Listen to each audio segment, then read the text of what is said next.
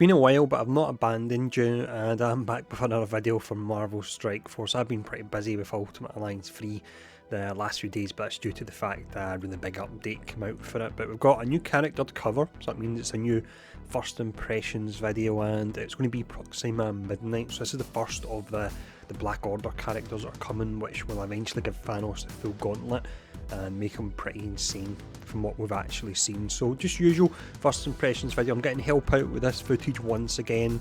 Don't really have the cash to stump up for characters at the moment, so there's no orb opening, but we'll still talk about all the abilities and the stats and what have you, and then we'll show off the animations and we'll have some gameplay as well. Now, starting off, you've got the traits anyway, so it's Villain, Cosmic, Skill, Controller and Black Order. The Black Order is going to be exceptionally important going forward. And then with the Cosmic tag paired up next to Thanos, as long as you don't have the full team and Thanos isn't empowered, then you could be providing her with energy. So we'll need to see if she actually needs that when we look at the abilities. For the stats, they've been punched into the spreadsheet. So health is a C, damage is a B, armour, let's see, that come out at a D rating. You then have focus, which is really important for her. That's essentially an A+. Resistance is very close between an B and an A, to be honest. I'm not sure which one it would be, it's that close, but it's high up anyway.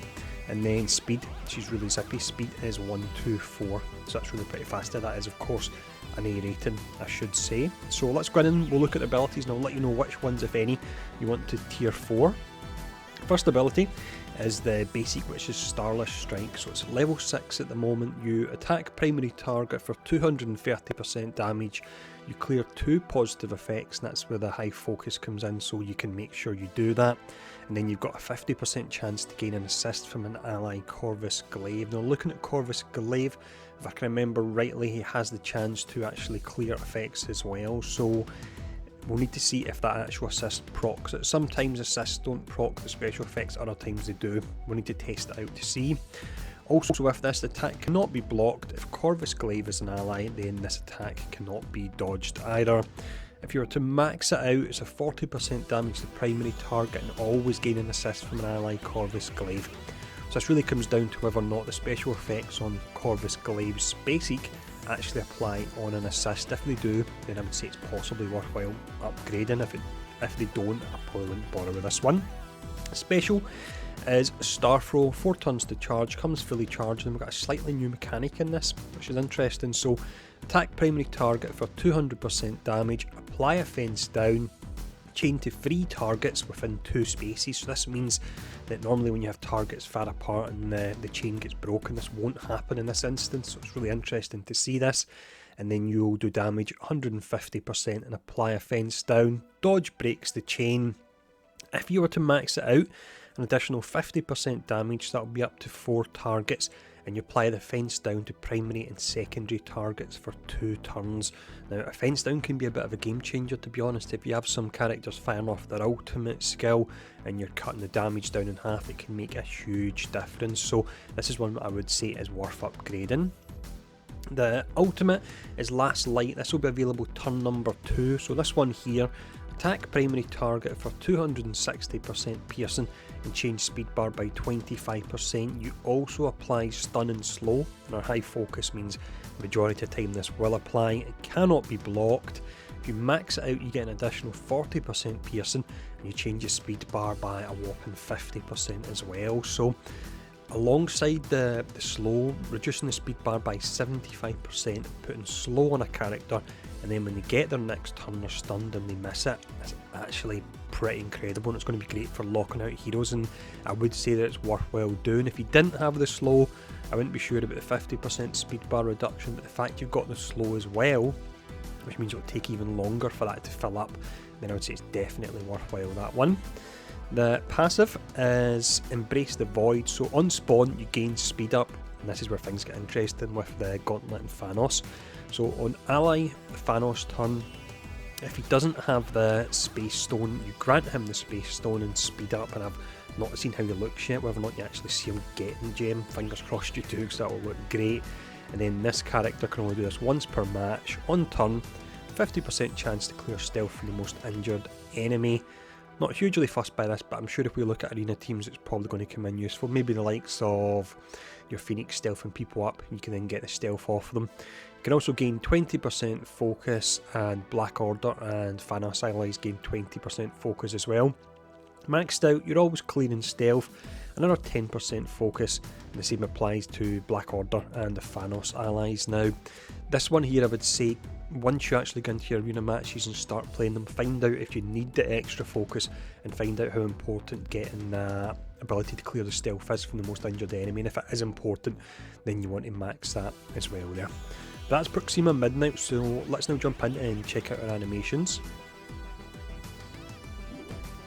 So this will be the first time I'm actually seeing the animations. I'm not sure if any of the envoys have actually covered these characters. I imagine they probably have, but I don't really keep up with Marvel Strike Force videos at all these days, just so much going on. Let's start off here, and we'll go for this one. Probably going to take out all these characters, we'll take out the majority. Yeah, there we go, a fair amount of them taken out there. And then we've got this one here, the ultimate.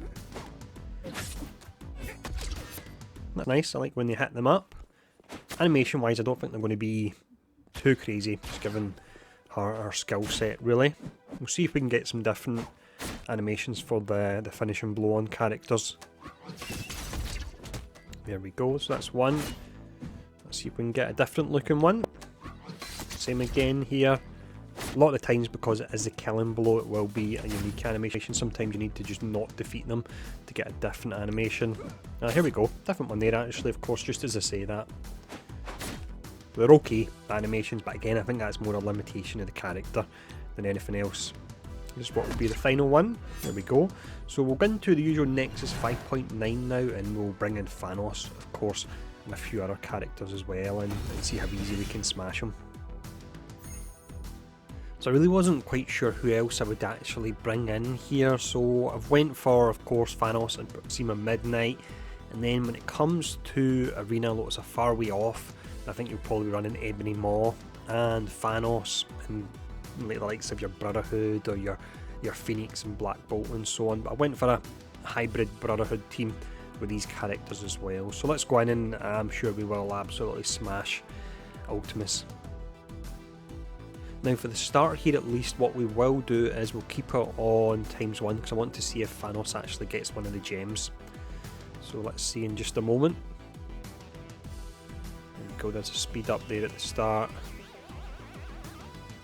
Not sure if something will happen when Thanos actually gets his turn, we'll see in a second.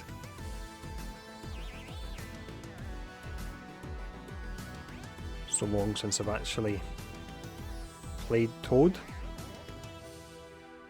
Not really spent a lot of time on him either, to be honest. What one will we go for? Go for this one. There's a fence down there. Let's just go for the blind as well. I don't think anything's going to happen with Thanos in regards to, like, I was hoping you would see the gem fly over to him and it would get his gauntlet. Ah, there we go. Was that it there actually? I think it was. Yep, that was it there. We slightly miss it because of the operator getting the stage complete, but you could see it there. So that's nice. I was going to be really disappointed if there was no animation at all for that. So that's pretty great. And it looks like, it's hard to see there, but it looks like you possibly had the gem there, you could actually see it. Let's go for this one now anyway.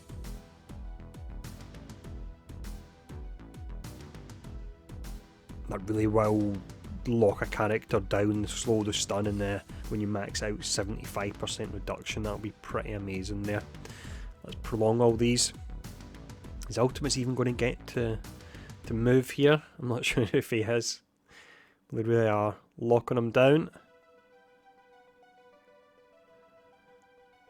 I'll do one more match after this. I'll do a quick blitz match just to try a setup. I'll probably just use this same team again. We're going to finish up here. No, not yet. Yeah, he's just not been able to do anything here. That's pretty awesome. And final attack, Hulk this time. Magneto even. There we go, and that's us done. So what we'll do from there is we'll do a quick blitz match now, just to see how they perform there.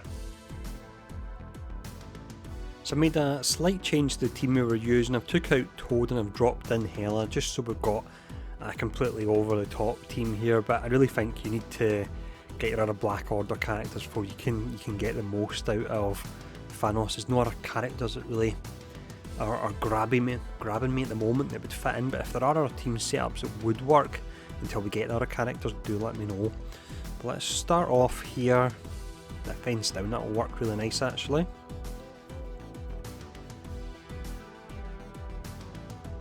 It's definitely nice being able to apply that really early in a match, and the 2 turns I would say it would be worthwhile upgrading that one there. In a moment we'll see Thanos get the gem a little bit better hopefully. Let's pull everyone together. Let's keep our eye on Thanos for his turn. There we go, there it is there. So we'll taunt up here. We'll put it on ×2 now that he's actually got the gem.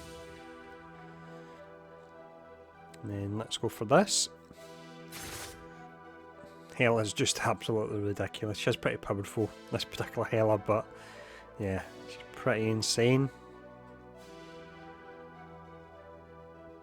I was hoping that I could actually use the ultimate in Luke Cage, but I didn't have enough time. Let's go for this one. Then we'll just focus on Iron Fist at the moment. This isn't in any way me trying to show off how to use the team perfectly or anything like that. It's just showing off how they are going to roughly work here, but again I feel you really do need the other Black Order characters because there's no ones that are really standing out for me you could use. There we go, smash through with Juggernaut.